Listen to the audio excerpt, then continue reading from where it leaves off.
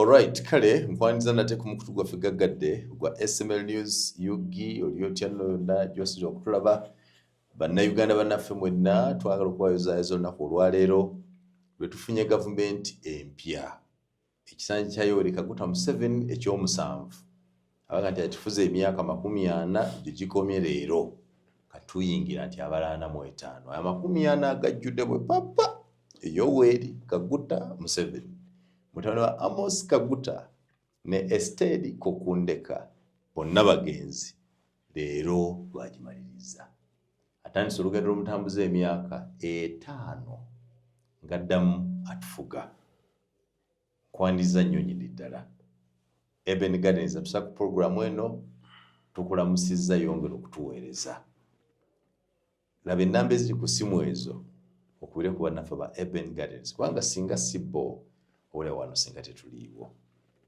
njagala kwagaliza kulaba okulungi General Kyenyeje Moses Bigirwa General wammwe kwe nnina olwaleero mbadde ku mukolo gw'okulayiza President Museveni nendaba gye bayita General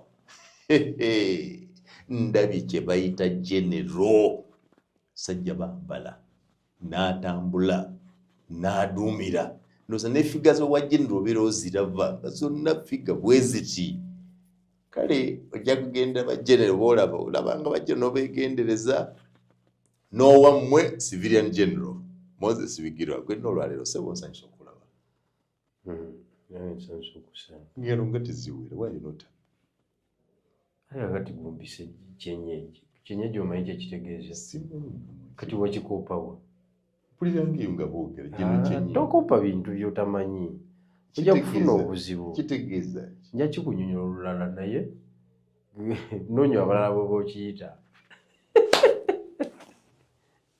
andi mpulira mbadde manyi mwamu ebika miko General muzima siyo Kyenyeje umesikia nimesikia bwana ya fande ogenda kufuga ffe you are the only Ugandan who is not looking very happy given the day naye nze nkwadde obwino musajja emyaka gayiseko full stop ayingira atandika emirala egi we yakusanga zagaga nti wookyali naye ndaba superior wali otambuza yakendeerera ddala ate n'ebyobufuzi byakyuka nnyo kakati General Museveni nange kamuyozeyoze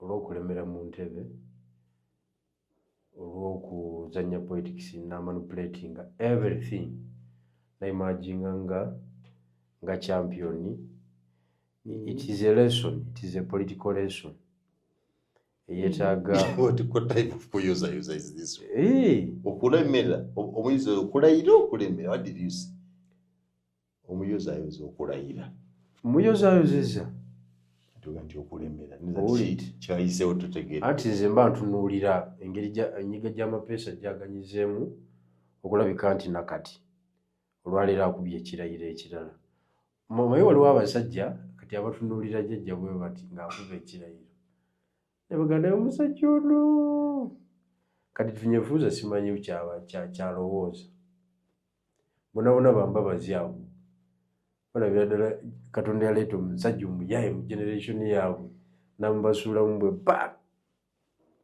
kubanga ffe si wa generation yaffe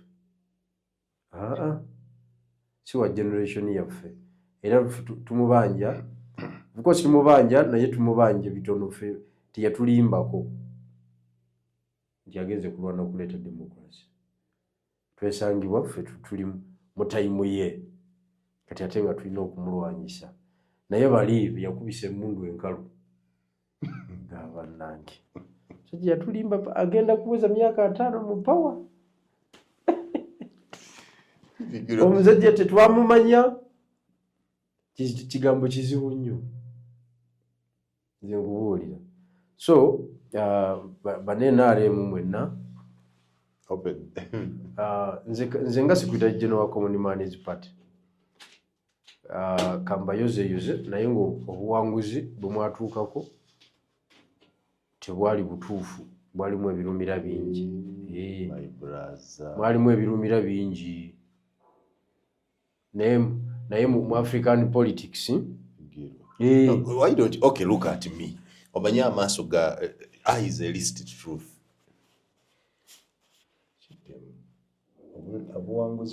Obuwanguzi bwa General Museveni bwalimu ebirumira ekisooka abantu tebalonda. So tusooke tu-examining ekyo. Why the majority of Ugandans boycotted the election? Why? Almost 60 over 55%, they never turned out. That is a big question. Why? When you say boycotted, it means that they refuse. We do not know the circumstances that failed them from turning up. No, anti kati bota losing, bota nonyecho sebo. Obo tukwa otuvuga speed ya bwerere, obo genda tutomeza. Why people boycotted? They not boycott, they not turn up. Oluzungu lw'osoma mu mateeka lw'emmanyi. Those two words are different. The one you are using is negative. The positive one is we will need to find out why these people did not turn up. Kakati ekyo kikyo gw'omanyi.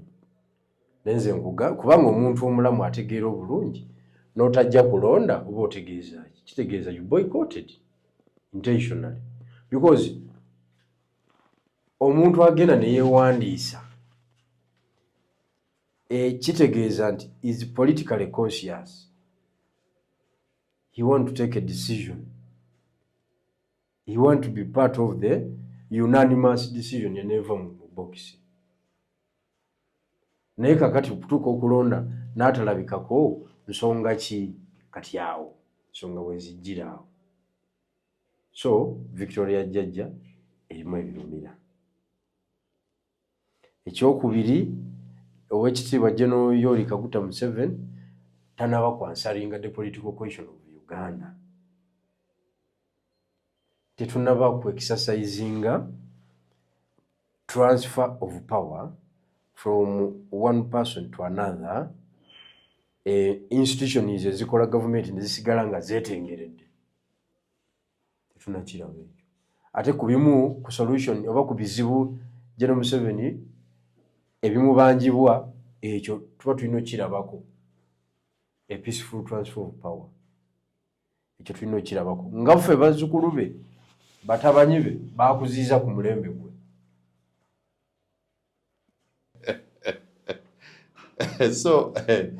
So ejirwa omusajja mubi ddala. Olunaku lwa munno olw'okusanyuka akubye ekirayiro. Tuyagala akakasa nti abasinga amagezi akabayitako emiri akubye oli mukubamu bituli kufumita mukubamu. No, si kufumita. No, because no, these are fundamental questions. Zisigalanga zihanginga. We need to raise these questions such that we can check his leadership. Checking the political question is not yet answered. Tetulabanga ku bukulu bulala nga bukyuka. Is it his problem? Bweyajja mulonde mukalungamu bannamagye ne ba civilians. Mwe bennyini mwalo leka ba civilian ne mulonda munnamagye. So want him transfer to power to anti linda okati. Kyoga Obama yali tasobola kuddamu kuwangula kalu. Abakwesimba. Obukulembeze berekereza bwerekereza. Ikulwe gwanga lyaffe kankome wano mpeko naye ngobusobozi obo kyabulira. Naye kati jjajja ye kyazimbye kifaananyi kye kati ekirabwako n'ayonka yakulaga nti nze eggwanga nali kaba ndirina. Omusajja ennyo naye genda oyitetenkanye bw'onzijjako nga naawe obatwala naye nze ndirina. Okay, kati oyagala obukulembeze abuve kalekere bano abazeeyi b'ebbama bw'abalekera abazeeyi b'ebbama tokiraba nti nawe bw'otyo bw'oli nawe revu kw'oli. General Museveni who do you have for president now if not Museveni? Ani going now? Let's be serious. Anti lwakuba aliyebwe sebo duka lindako kati incumbent yenna abata kwegamba tewabeera muntu yenkana naye busobozi ng'akyali incumbent. Even at a parliamentary level, even chairman LC, mubeera ku kyalaawo ng'ekyalo ne kyetuna mu kigaana ani anaasobola obwa chairman LC tajja busobola naye nga si busoboka. Ruto is a president. He's a president. Naye yali wali tolabira ddala bw'asobola kutambuza Kenya. Nga bali abasajja babbingwa bakyaliwo batabanyi b'abakulu. Oli mutabanyi wa Jaramogi Odinga, oli mutabanyi wa Jomo Kenyatta. Nga tasobola, but he is now a president. What are you talking about?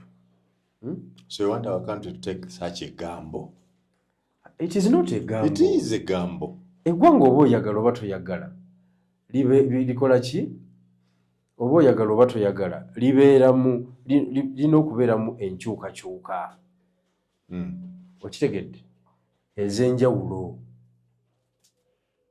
okuva ddala waggulu okutuuka wansi. Nange nno. Okitegedde? So nze saagala kulimba kanyo ne kukazi nywande ku mazzi kubanga okimmazeeko because nazze mmanyi nti eno yemu ku shows affe zigenda okuweereza essanyu ennyo because today was a very unique day. Nakola teeseteese bulungi, abantu badde mobilized. Yesterday bad demonstrated the first aerial show air drones. The way this presidential ceremony was organized is unique, special. I would imagine you'd be courteous for a day to be happy for Mr. Museveni swearing in today. N'ebigambo byonna sinnawulira mu kiwaana, sinnawulira mu kyebaza. Simuyozayozezza. Muyozayozezza. Olw'okulemera mu ntebe. I have your words, these words are recorded. Olw'okulemera mu ntebe. Kakati kyenjala okutegeeza. Nze ndi wa opposition. Simanyi lwaki weerabira omuntu gw'okyaza wano. Wandabako mu ofiisi zammwe za PLU. Oli wa opposition. But you are not objective. You are not objective person. Era sinabagambako you are not a foot soldier. Wali ompulidde nga ngamba nti komanyoko nga njogera ebigambo byange. I respectively address my opponent. Mu kitiibwa ekimukola ki? Ekimugwana. Naye nesikkaanya n'okubeerawo okwo. Okiwulidde? Kakati jjajja ffe yatukubye n'atumalawo. Tituganye. Oludda oluvuganya yalukubye n'alukola ki? N'alumalawo. Era gw'olemeddeko omanyi nedda nnyabo ekisi ekyange nedda nnyabo omanyi obuntu bayita busikyakyala.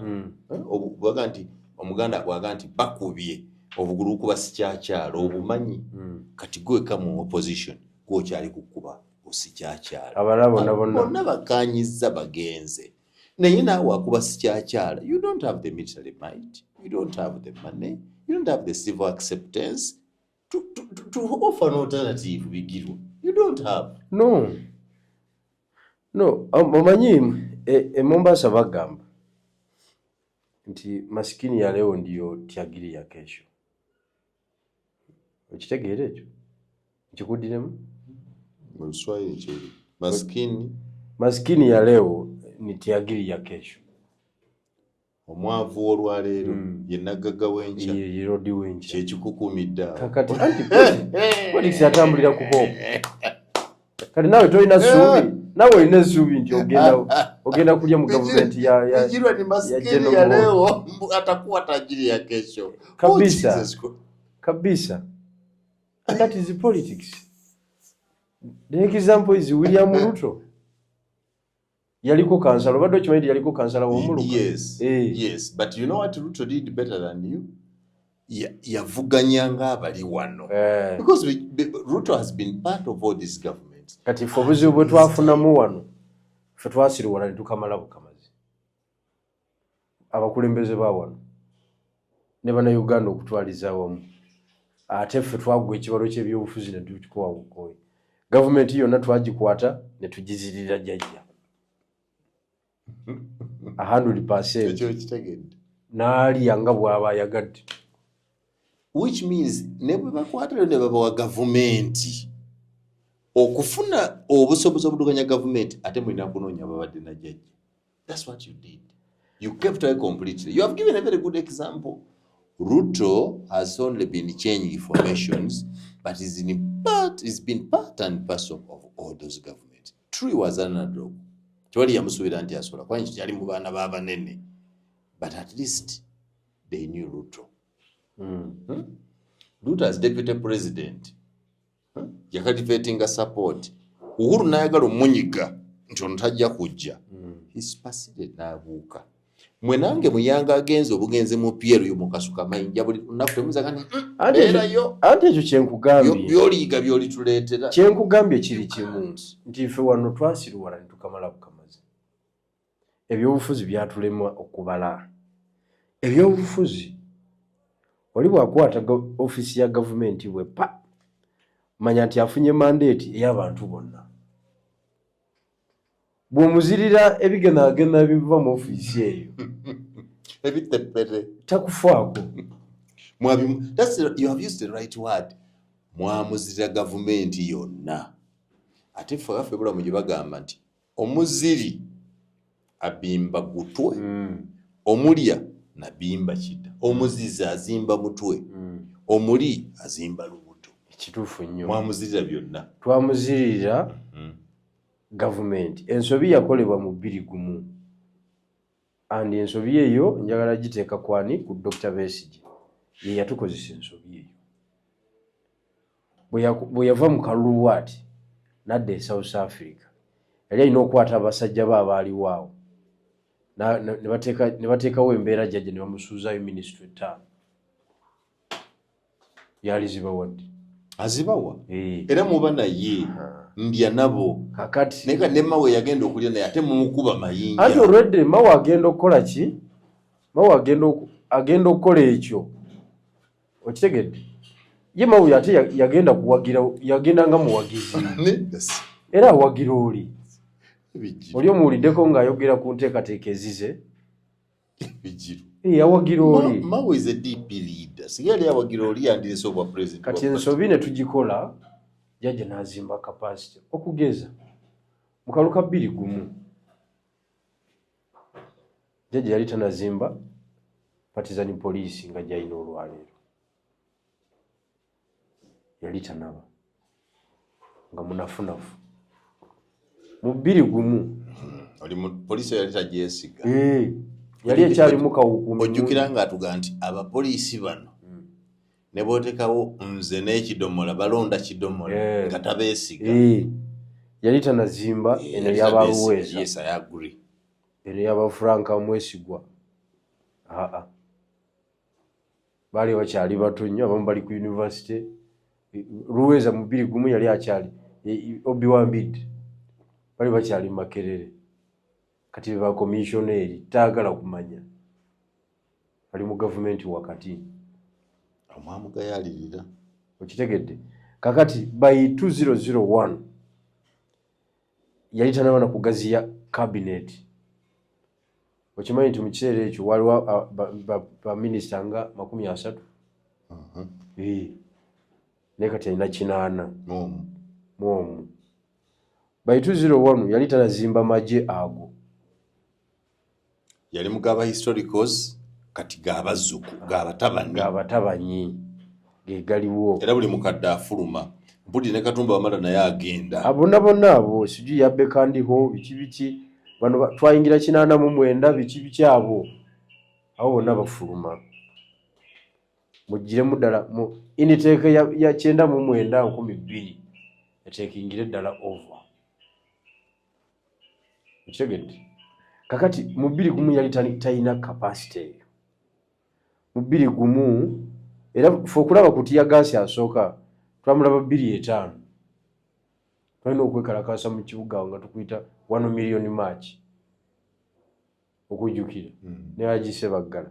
Kwolwo tiya gasi yasooka okuvuga mu Uganda. Nga mutisatiza mbu abantu kakadde bagenda ku match. Tuleeta akakadde k'abantu. Tebasobola kuwera. Okiwulidde? Nobody here can mobilize one. Twalwanagana ne police olunaku lulamba. Kwolwo tiya gasi yasooka okulabikako mu Uganda. Naye oluvannyuma batugamba nti balina Bukanistan butono nga tebuyimirizaawo olutalo. By 2005. Kakati 2001 wali tewali kiriwo. Yali tanaba kuyingira mu public service, yali tanaba kuyingira buli mu kitongole, yali tanaba kwegamba Dr. Besigye abakuva mu kalulu yalina abalamuzi super omulamuzi Katusi, John Bosco Katusi yasala omusango awo.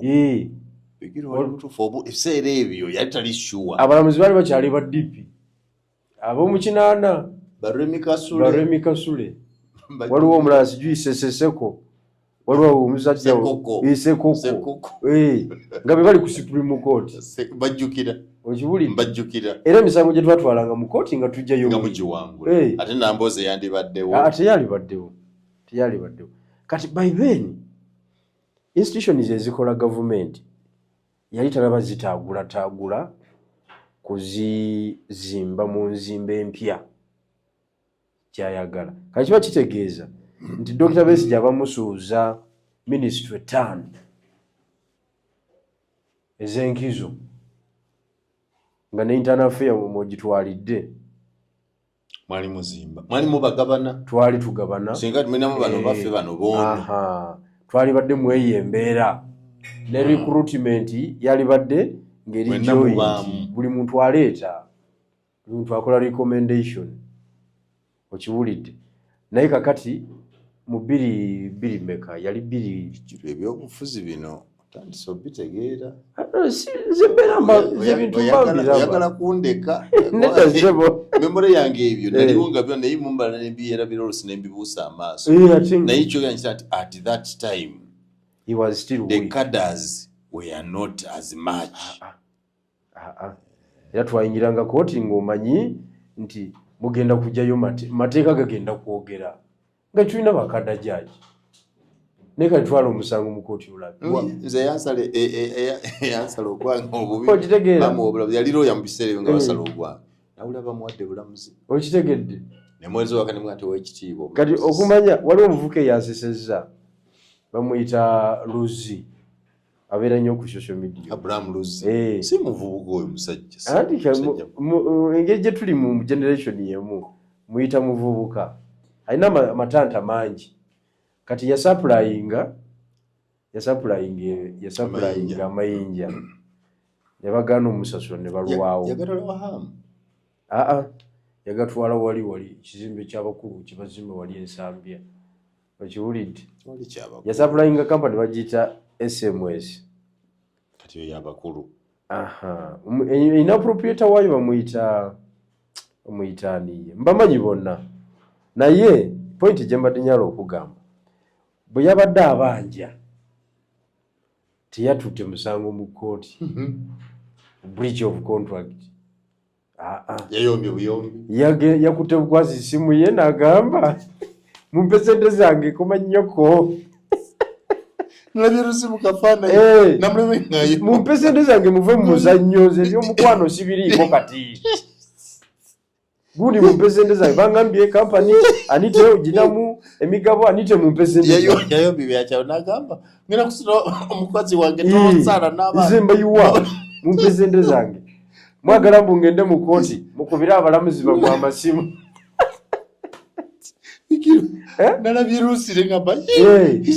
kati olaba that approach, don't joke with that approach.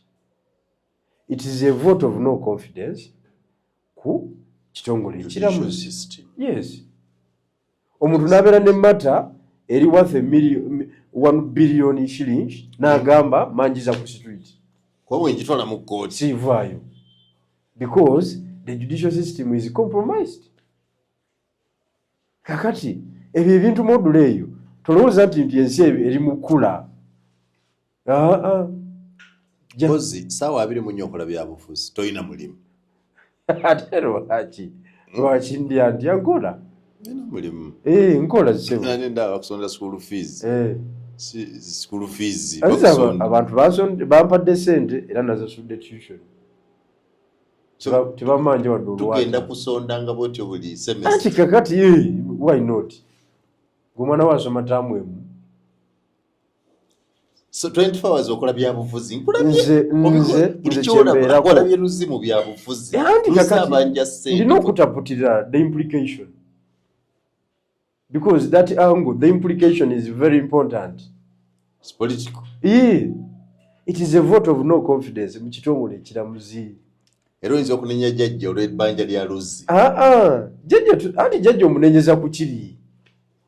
Ebitongole bibi azimbye abantu basobola kuddukirayo kati. Bagala temagana majambiya ku street. Kubanga Luzzi basimbula ebirole bye n'abireeta ku mulyango oli n'abipaakinga awo.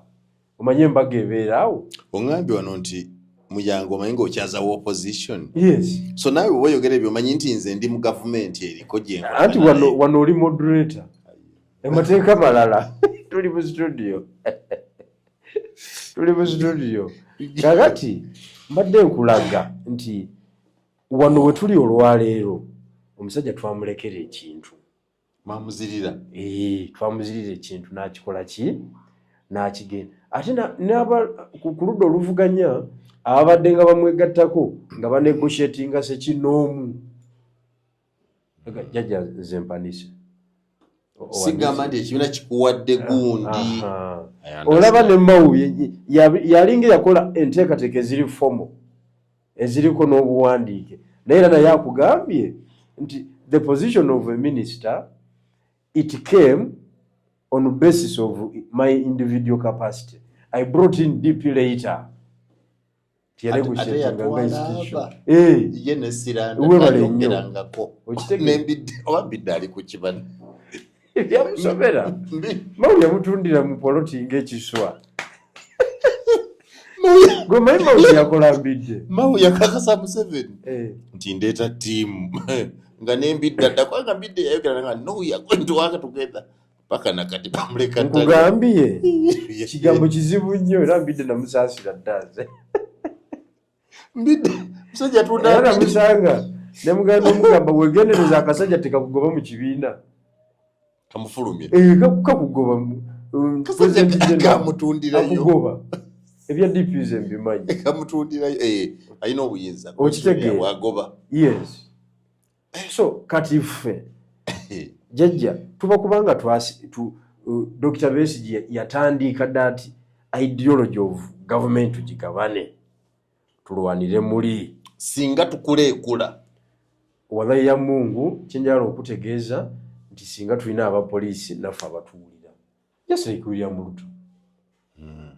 Kubanga William Ruto yalinnya amadaala n'afuuka deputy n'ateeka aliko obuwandiike gw'otagoba. Kituufu. Era Uhuru yakola lisafo zonna ng'oli tasobola wandagaano. N'akakiiko ebyokulonda ak'Ekenya n'aleeta owuwe nkomerero wano. Yali anyizeemu owuwe. Mulimu ababe. Kituufu. Poliisi mulimu ababe bakulidde muli. N'amagye bwegati. Chebukati ngaga nti ono bwajja sifuna naye ono bwajja ye wange. Era Chebukati yakugamba yasoma results yekka nga bakomishona bamudduseeko. Bakomishona nabo bagisomera wabweru ku street. Naye nga tebali authentic. Ekyo kye bayita okugabana gavumenti. Mulwanira muntu. Era ffe twakola kya busiru for sure. Okay. Jjajja ne tumulekera ekintu. Bigirwa. You know why I keep hosting you here? I enjoy you. The problem, you know the facts, but you don't accept them. You have brought a very good scenario. Bwabanga Besigye bw'atyo bwe yakola. Negye kitutuusiza olaba ebyo gye kiri. Kiki ekikugaana okuyingira gavumenti kati otandika okubala jjajja ebigere kuba kitegeeza nti gavumenti eddako yonna oba ya muhoozi oba yaani onaaba oyina wooli. Why don't you now? Ekyo kitegedde lwaki tukyusa paradigm. Nze Muyanga ngende embe ne wembeera naawe obere ne woobeera tomanya time will come nga ffe baruto. Andi kakati problem eriwo jjajja level kwali kati obusobozi yazimba bunene nnyo. Laba gyontwala naba byokwasa really. Bijirwa this I'm telling you, ask your people who love you. Nze ngenze kiriza nti kati nze nagenda si bwe kiri wagenda. Kati omuli gwandi badde kwerula naye bwe ngenda nga ndinze Nanti kasigasa kakati lwaki tongoberera anti wagenda tetukulaba nakukulaba ndi ebigere byo tetubiraba nti otuuse wano wootuuse omukolo guguli gubadde wali gubimbye obaddeyo invitation bagikuwadde sebo kadi njira ate nakugamba mvuddeyo kujja kukola show nalibadde nkulaba bona ng'ensooka kyange kati mbere ku kyabalinga siri ku kiri ate kati kiri kyammwe esemero yange kiri kyaffe so nandiganye okujja okola esemero nsooke nkole kiri nkimazi omukolo omunene bwe gutyo Simon oyinza okuba totuukanga sebo Regan genda mu ofiisi yange oleete t-shirt gye nyambudde n'enkofiira n'ebbanda neekoze kololo ojja biraga nga nvuddewo kamera zizo ojja balaga sebo Bigiro, what are you talking about? Yes, naye njagala okuggumiza ensonga eno kati mu kiseera kino olw'okubanga twamisinga that moment of 2001 kati between 206 n'olwaleero hatred y'amaanyi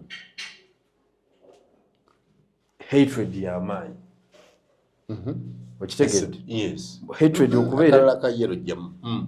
okubeera ey'amaanyi okiwulidde netukola ki temukyasobola kuyingira kati why don't we bring that white thing there why don't we break that there andi kakati kyetaagako kukola ki okutambuza omulimu general nze muyanga wo ova kukola ki zino zobaddemu nze mpuba okwambula nva kololo ssebo wayi kakati kyembuuza t-shirt ogibeeramu bwojjamu bwobe oyambalira wali bakulu ogenda olw'omusajja genda mulundi gumu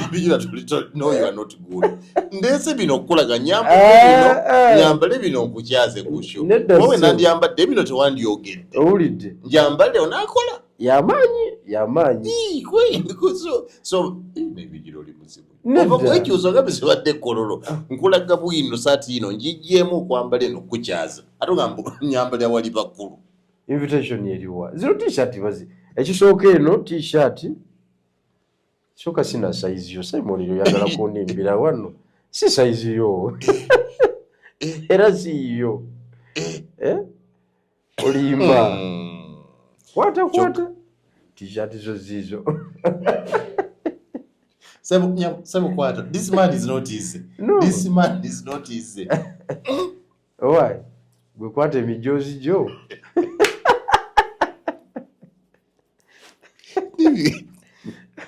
owulidde Sabu simijo these are corporate t-shirts njirabi yamaanyi ddala naye nze I stand on my point mu kiseera kino it is suicidal ebigiro naye ng'ate kituufu Museveni akaddiye kati is weaker is it not safer to join him now than it would have been then anti kakati amira bumizi kati eri time gye twamuwa kuzimba n'agaziya kati amira bumizi era olujja oggwera muli kati mawo tomulaba yaggwera muli so government eyina ekifaanyi ky'eggwanga kibayita government of national unity kati tekyasoboka jjajja alina influence ebitundu 80 ku buli 100 mu byobufuzi by'eggwanga buli fakita yonna asobola ogimanipulatinga era araninga gye bayita authoritarian regime omusajja omulamuzi gwayise as opposed to the absolute dictatorship anti olina okumanya yatobadde kololo the issues oyogera n'abantu balaba tubadde kololo mubakule bamwe munaabenaaremu ssebo omusajja bamuyise nga bamuyita na buyisi bananza olulwe yafuna ne bamuyita omulamuzi n'amukwasa bayibuli omusajja n'alayira n'asayininga empapula ne bamuwa speech is that authoritarian atawambye buwambi naye Simon teweerabira nti oli muyivu kujja ko ng'oyagala nkuzeeyo mu nsonga zino. Yes. Kakati the man took oath. Authoritarian regimes tezi operating nga dictatorship. Era wali tubeera tubisoma mu Law and Development. Difference between dictatorial regimes and authoritarian regime. Weziri newankubadde nga characteristics zifaanaganamu okugeza Authoritarian kaba kakambwe. Authoritarian ye yatwalule kati gyaliko. Order sio maombi. Fanya decent ya. That is absolute dictatorship. Okitegedde? Kati authoritarian abeera ne institution zibeerawo. Okitegedde? Authoritarian parliament ebeerawo. Naye nga terina makulu. Amakulu ebeera nago lunaku olwo kuyisa kyaba ayagadde ku olwo. Eggwayo buli gwe baalonda naggwayo ne bayisa kyaga neddayo mu abeyance gye tulina wano yeriwa mu authoritarian institutions eziraninga government zibeerawo nga kungulu oziraba judicial ogirina weeri naye noonyayo ekintu ku merit noonyayo judgment yaki ku merit ojja okutegeera nti enensi nti tewali kitongole kya kiramuzi. So Bigirwa, what good thing do you see in Museveni's 40 years as he starts another journey? Lindako nga tunaba kuleeta question eyo mbadde nkyakulaga because dictatorship twogera ku Idi Amin ezaali direct ate si ye Museveni njagala mutwe gwa Bigirwa nga baguleeta oyo si ye jjajja Tanzania bwatyo ateekawo institution zikumalira obudde naye nga zikola bibi.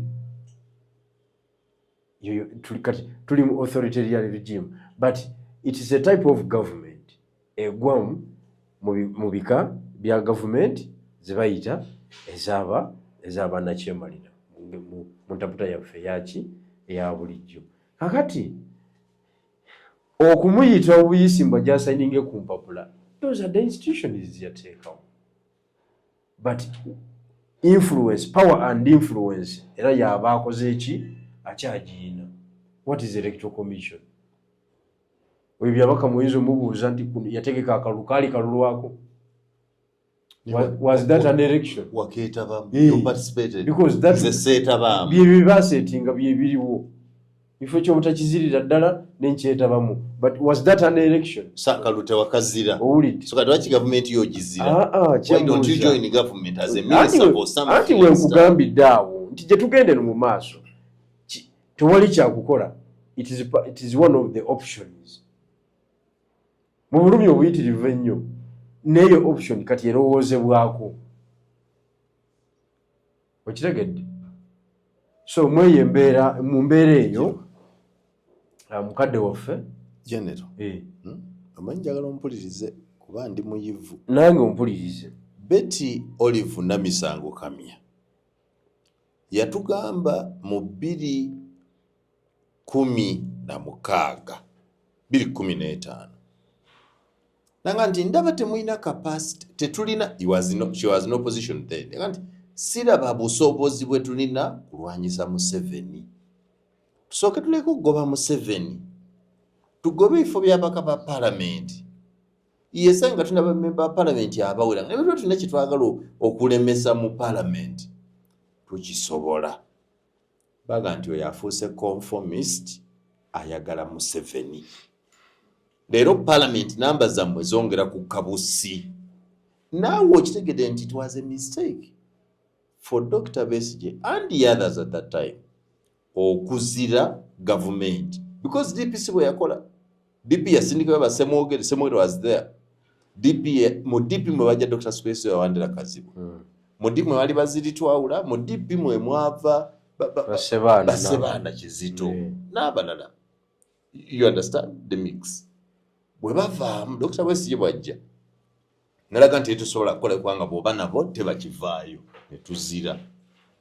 Jjajja kwe kukyusa n'aliko okubasomolamu n'asomola Battayebwa n'asomola ba Anita n'alaba Betty Anywa n'atula n'abalala tebambidde abatutte. kati okwogera ku lero kulaga nti method eyaba Dr. Semwogerere eri maybe muba kusigala mu gavumenti eyo nga tukirwanira twala omuntu naye wakiri ntwala omukono will be at a different level. Kyokka ate you fall short of accepting to join him. Wesikutegeerera anti nkugamba nti by then kyali kikola amakulu because naye kenyini yali akyezimba, but now is kubanko ngambe nti is entrenched. Kati yazimba obusobozi buli mu nsonda ya Uganda nti nibogamba nti oyagala kumwegattako nga mawo bwe yakola, olina kutuula ku template ye. Kitegeeza bwakugoba enkya ogenda wooloseero tosobola kukwata bisubi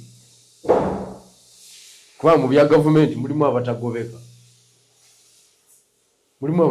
nga akaluba alina ebikondo mu gavumenti ng'ejja kuyuuga ya Museveni tebalimi olaba Mboozi yagenda tabirina tewali abirina okitegedde ogenda bwena temukyali alina bikondo. Kakati mweyo embeera ekyo ekyakizimbye buzimbi ebbanga eryo lyonna lyetumuwadde, kubanga nyala okutegeeza wano waliwo ekiseera Kayihura oyo yasinga omukolera emirimu, yagenda n'awa Kayihura okubeera IGP, yali ku Major General by then, taking over office eyo n'amufuula Lieutenant General n'amufuula Foster General, emyaka 13 ng'agirimu. Kati Kayihura yakola omulimu gw'otalabanga nako ogw'okurecruitinga bakadets. Kituufu. Recruit train ne ba training abavuka bonna okuviira ddala ku baluweeza abo okujja yakupikinga ku Mayombo. Mayombo yajinya abane Makerere n'abaleeta mu magye ng'abayingiza mu magye. Naye kati poliisi n'egenda efuna ekifaananyi ekyo ne barecruiting abavuka baabwe bonna okubamalayo eyo gye baakola ki gye baabazaalira. Kati ekitongole okiraba, buli office bagituddemu, buli district bagirina, buli region bagirina, buli ka OC post bakalina, ate bo tebeeganya mirimu. Kati njagala olemeka abanga foot soldier kiki ekiddako? You have identified, you have diagnosed the problem. Obulwadde obutegedde, eddagala ly'olina walikozesa, wamira empeka esooka yali ya people power neeyiika, n'omira akagenda ka Nuupu tewawona, n'omira akagenda kogenda mu kalulu tewawona. Kati mu busawo tuba ne first line treatment, second line treatment ne third line treatment. Nti Panada ni Gwinini aganye nti okay tulinawo anti-methane naye aganye bw'aba aganye mukoze ku fansida aganye nti kati muteeke empiso mu gundi. So you have you have swallowed all. First line treatment yali ya activism, UID ne Sebagala Haji alagidde teyakukolera nodda kuddako nga tuzimbe ekyaffe wagira ku Dr. Besigye awo katono n'ofaayo n'ogamba nedda ebiina tebikola tuzimbe ekisinde ekyamu n'oyingira people power ne mukisa tokolola kuba kati byenyogera kuwulira no people power yo neekuyiikira noga tuleeta ekibiina ekyenjawulo n'oleeta Nuupu neeyiika emaloka kangende ab'ebuyende bampa akalulu n'ekamuli nfuuke member wa parliament nane mu parliament nakyo kyaganye. Tuzaako ki? Kakati success etambula ne failure. Badde saagala olowooze nti olw'okuba all those attempts azaagaana therefore we are now a failure. No, success etambula ne failure. Era nabadde ndaba waliwo omusambi kochi w'omupiira adde atendeka n'agamba abavubuka nti mumanyi defender akyasinze ofuna red card mu Spain ne bawanika emikono nti ani Sergio Ramos, naye mumanyi ate best defender of all time in the history of football ne bawanika omukono nti ani Sergio Ramos. Red card, it's a sign of indiscipline. Yes. Ku pitch. but the most defender of all time kumuyita embuzi goat is the same. greatest of all times. Is the same. When agamba nti mumanyi kirabu ekyasinze okuwa ku cup finals, for example a final chichi nti ye Manchester United yekyasinze okukubwa ku zi finals, naye mumanyi kirabu ekyasinze okuwangula finals ate erayo era esigala Manchester United. So that is life.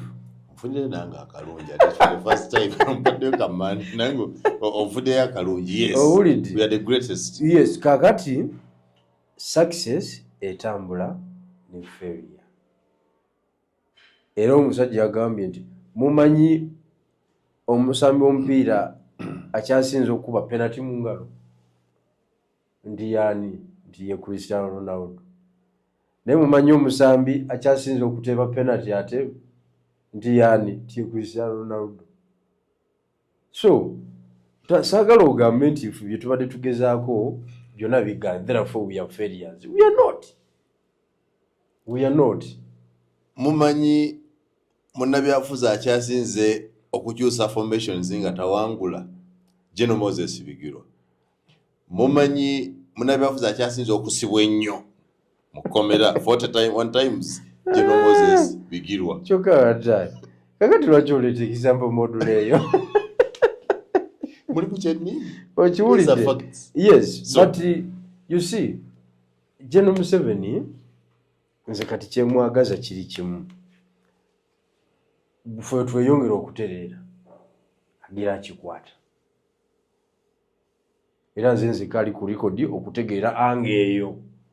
Ojiriko wekka. Abalala bonna tebagimanyi. Era bambalowooza nti owagira jjajja kubanga nti agira akikwata. Agira akikwata. Ate bamanyi okutereera. Bamanyi. Neki kyokola mu kutereera. What are you doing? I am doing something.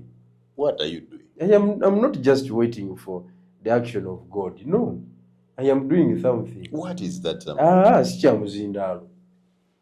Capacity building teba ya muzindaalo. What did you do outside here? Wava ku muzindaalo genda ku ssomero. Wava ku ssomero genda mu Fanta. Mu wiki so kati awo ondaba essaawa ezi ekinene ennyo. Biri. Naye wiki erimu essaawa mmeka? Andi omwana obeera ku ssomero. Wava ku ssomero genda mu Fanta. Kyogamba omonitoringa bw'otyo. Sikumonitoringa kyendowooza nikyobeerako. Anyway kyolowooza. Because your whereabouts are known. What are you doing? Naye nga kyenjala okukakasa kiri kimu nti waliwo okuwananya kwonna. Nze nganze jjajja ekintu agira akikwata bwe tuyiye ekiddako. Kubanga ekyo ekigambo bannayuganda bwe munaakitegeerera nti kikulu nnyo kyekisinga amakulu saawa zino. Mukkirize tubeere wano General Moses atutwaleko ekintu mujja kulaba nti obuyinza bweyongeddeyo emayiro 10,000. Mbadde nti mujjajja akikuumira mutabani. Mu geemu yo kikuumira. Ekyo kyayagala. Kiri okay ekyo tukimanyi ffenna. Ekyo kyayagala okola ki? Okwakivinga. Naye factors mu byobufuzi zikyuka. Kati General Moses tomulaba. Anyumye olwaleero. Anyumye tetuganye. Anti muntu bwatyo byabeeranga. General. Werazi mugisha muntu.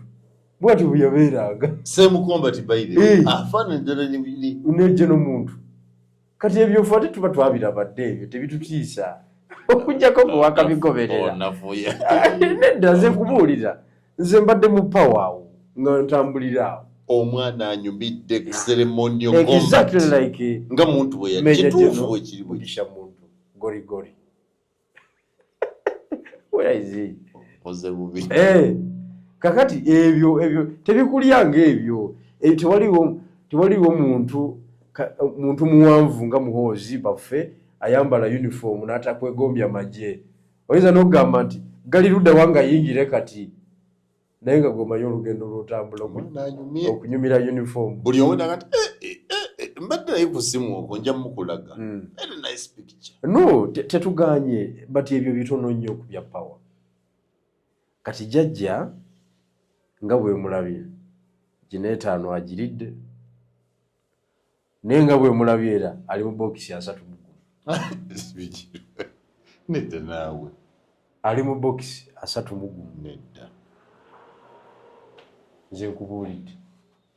Kati era manyi kinambeesa mu 3 because temulina kye mukozeewo singa mbadde kyemukola Ali mu box temulina kye mukozeewo. 3 kati ate muwoozibwa bw'ogina emyaka 5 kukuumibwa batakikutte oyo nga naye agenze ayitidde awo factors eddala ezigwawo te endala.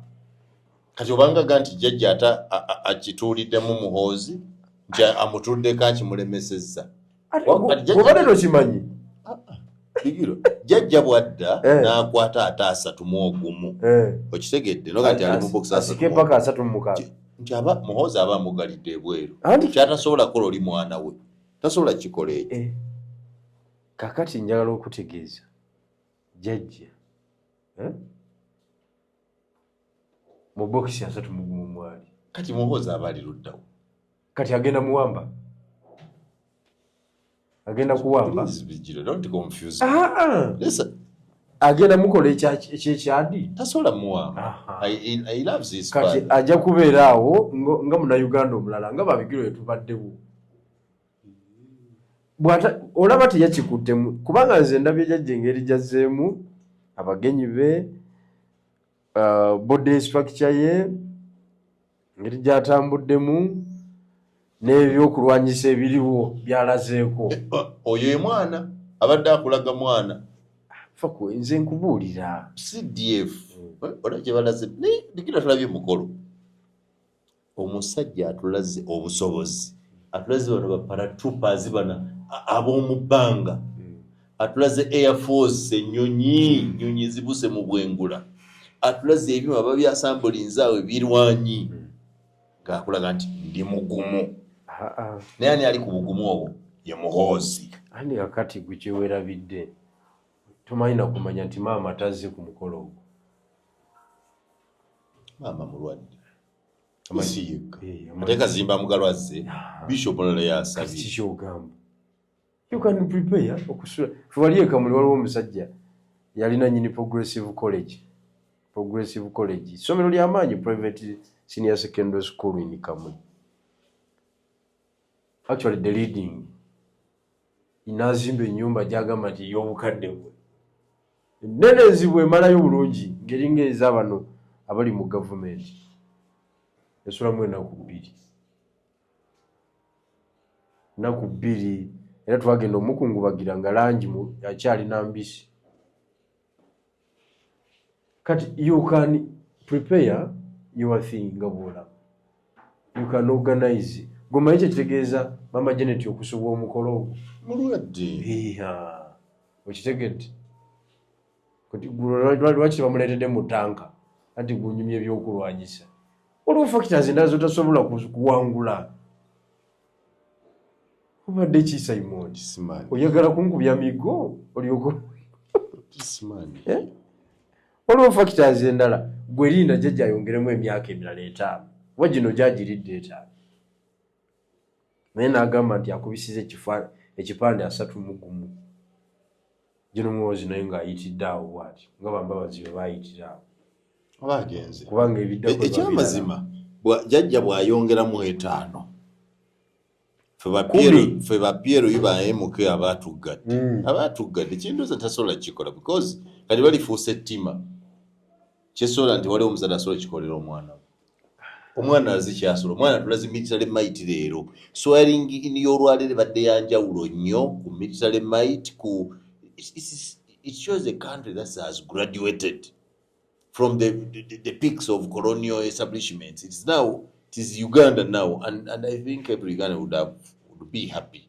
I'm only surprised that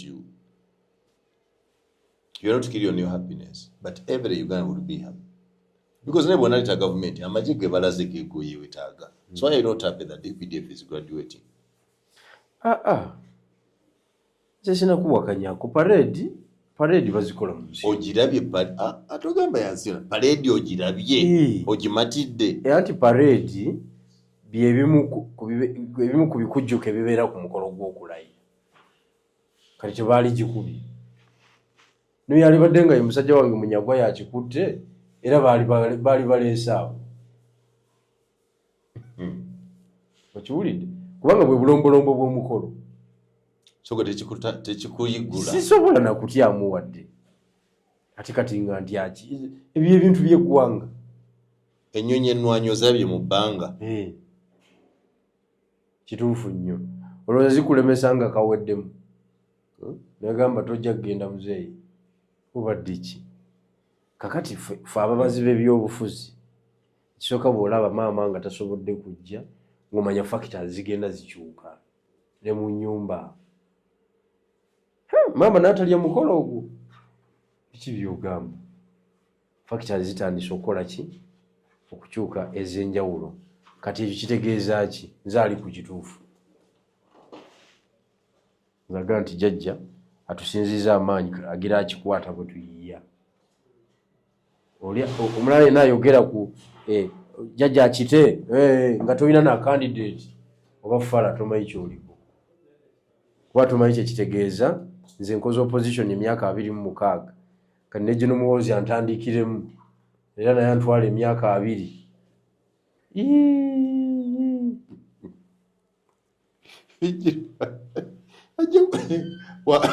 wakutandikiramu tawakyali wanatufuga 2 I don't think bannayuganda agatukwata 2 bulungi nnyo ate oba ogenda mu stopping otya ebikola byonna yabiina oyinza omu stopping kubanga 2 abayingire mubala betuzadde nabagenda kweraba buyanga ffe generation eddako ate yesinga okubeera obutategeera ddala kigenda mu maaso bano ab'amasimu ab'amasimu nakawala ka Anthony ka myaka 2 bw'okajjako essimu kakaaba tatagaanyiza programu zizaako zikaliko nze keezi wa myaka 4 agisulako kasita agikuggyako weebaka n'agisulako nga bujja butereevu naye nga byanoonya sigomulagiridde. I've been asking myself, how does this girl navigate through my phone? Ne buli kyayagala akifuna. Ne ku YouTube ayawula nti eno yabako nano ye yabakid. N'alaba byayagala. Kakati yeyo generation eddako so. Bebaka misana kiro baba ku masimu paka budde kukya. Kese zinzirine wakezo. Ezo mwana okusula ku simu w'emyaka. Ku simu? Ziba ziwera 11 otulone tumuyinza amaanyi ye n'atandika kyokka mufuluma kweyongerayo. Kakati ffe tuyina okwetetenkanya.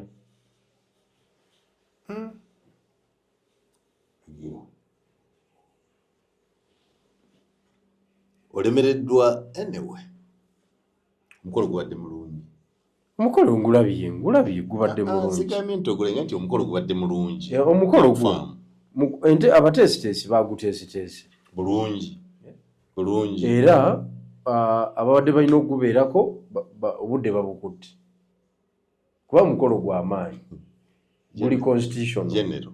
Omukolo gubadde mulungi. Ekigambo mulungi kiganye okuva mu kamwa. Omukolo gubadde mulungi. Anti kakati oyagala nkyogere ntya nga kifukaamiridde ngole ntya. Omukolo gubadde mulungi. Omukolo abagwetabyeko bagunyumiddwa.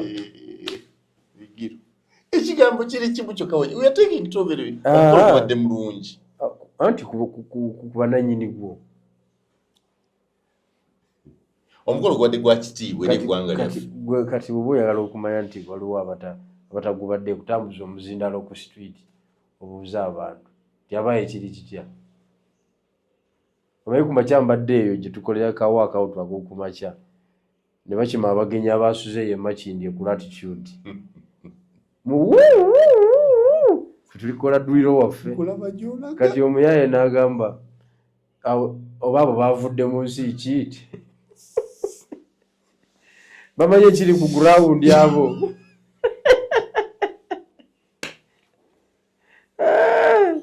Bamanye kiri ku ground. Kazimba mugalu talabise. Alabika. Omwana n'azikiza kati Bigiro yayogerako. Tiangali kati tuzira omukolo. Archbishop yabadde top most expected ekulayiza omukulu. Yes. Naye talabise. Ensonga za njawulo. Sinagoberera mata gyaliko na biki byali bimutute mu America n'ebirala naye I will find out but kyonna kyekiri wekitiibwa General Kaguta Museveni alaze capacity in terms of power and influence abiraze era ajeyo ekifaananyi kya Machiavelli bwe yagamba nti gwe okutebenkera w'oyimiridde oteekwa okuba nga owuliziganya ne bamuliraanwa era nga mu binaasalibwawo eyo oli paati. Bapulezidenti bazze bangi. Owa South Sudan abaddewo, owa DR Congo abaddewo, owa Tanzania abaddewo, owa Somalia abaddewo. Bapulezidenti babadde bangi. Mozambique, President we Mozambique omupya omufuko omuto abaddewo. Abaweereza ba Vice Presidents babadde bangi. Rwanda aweereza omubaka, Kenya aweereza omubaka. Omukolo gubadde gwa kitiibwa nga bulungi. Naye kati Simon mbadde saagala nakusimaasima nakutuuka ku ekyo. Ati nga munnamule kubuulira ekibaddeyo. Ogenda ku bagenyi omukolo oguyuwa. Ebyabagenyi bireke bulesi Simon.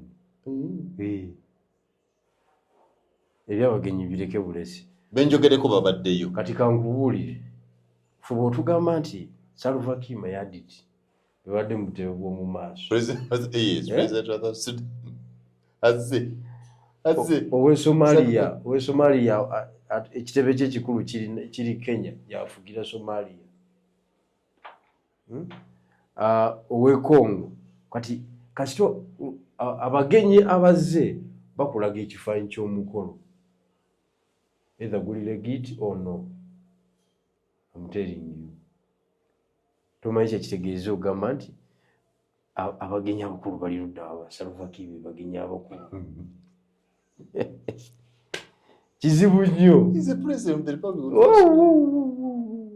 Kakati baade tebasobola butajja abo bomentionize kubanga ayinayo omukono gw'amaanyi.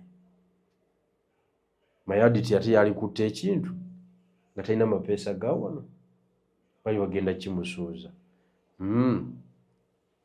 Somalia nakati tukyalinayo deployment. Okimanyi bulungi nnyo nti n'ekyeyo ffe tukikwatiridde. Shekedi yali wakusatu.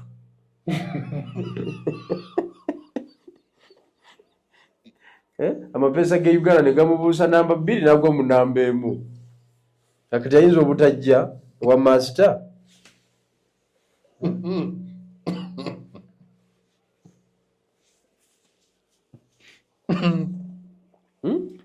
Banaye munsasi kubanga bali omusajja naye amagezi ngenda naye omuntu wamugwe mumpa. Yali wakusatu. Yali tasobola butajje wa master. Somebody a president wa Congo. Naye yali wakusatu naawe okimanyi. Yawangula ko ne bamulangirira. Sinza gati yali wakusatu nende kabindala nze ndi munna mawulire. I go with the facts. Yawangula ko ne bamulangirira. Kakati abagenyi baade babadde bawewufu abagenyi era babinywera bonna tebalabiseeko. Kati ono ani gwe badde yagala atalabise ono mukadde waffe ow'e Tanzania kati ye mukyala yika akutte ku bodi obwannakyemalira ku lukalu lwa Afirika naye ayagala kumenya likodi ye yakamala okutta abantu awo e Kenya nga bamuli bubi. Tanzania Tanzania nga bamuli bubi. So toleeta sitole mu bintu bino kwegamba omukolo tuguleke bulesi gubaddewo mweye embeera naye bw'ogamba tugutemeeteme n'ensonga ezikola omukolo tewali Mayardit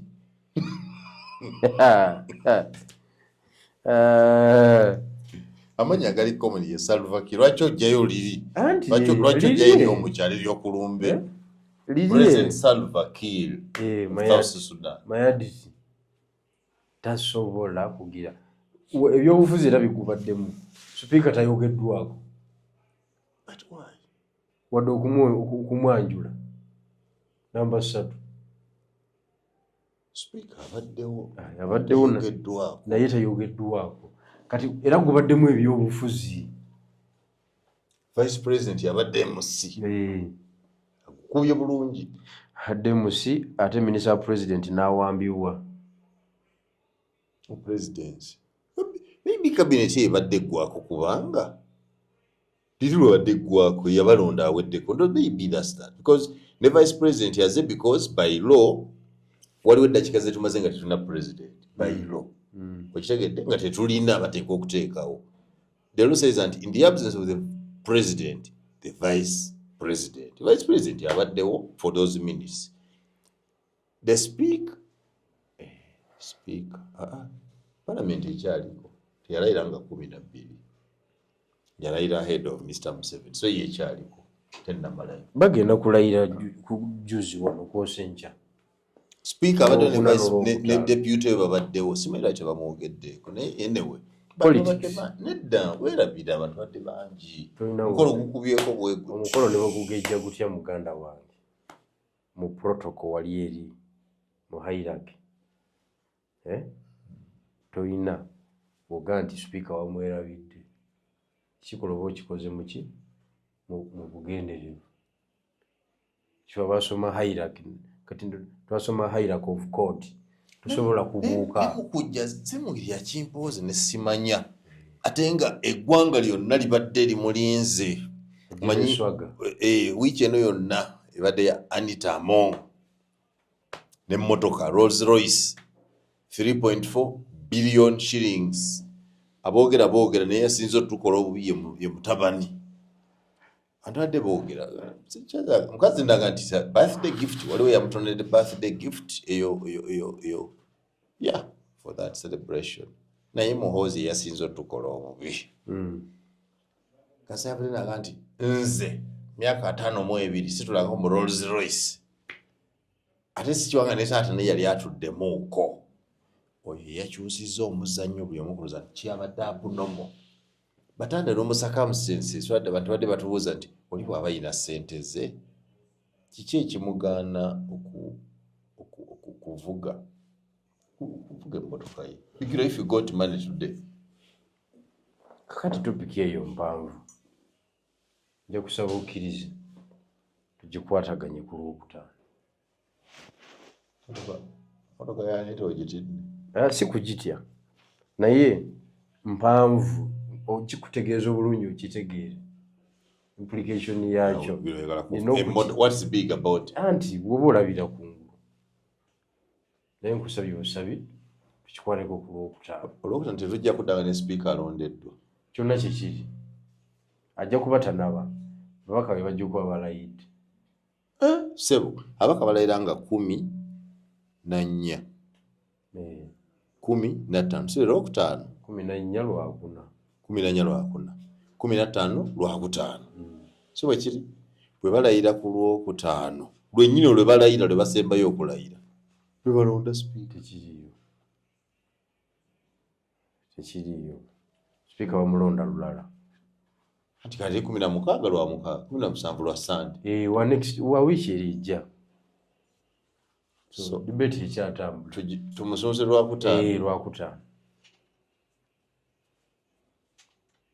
anyway katumalize bwe tutyo nga tuyozeza bannayuganda mwenna gye muli abali wano ne buli ggwanga fe abali positive balina positive mind abaagala eggwanga lye patriots kwanza ndi patriot League of Uganda omukolo gw'okulayiza president waffe gutambudde bulungi gubadde gwa kitiibwa tufunye essubi mu magye tulabye ennyonyi ennwanyi tulabye baparachuti badduka mu bwangula tufunye obukakafu nti Uganda kati bw'ogirumba tulinawo ati we tutandikira because betwali tetulina tubirina Museveni azimbye amagye President w'amawanga mangi bazze above all CDF General Muhoozi Kainerugaba chairman wa PLU atulaze nti ekyamagye ekyo kyakitegeera yagatendesa abaana balaze show ate nga jjo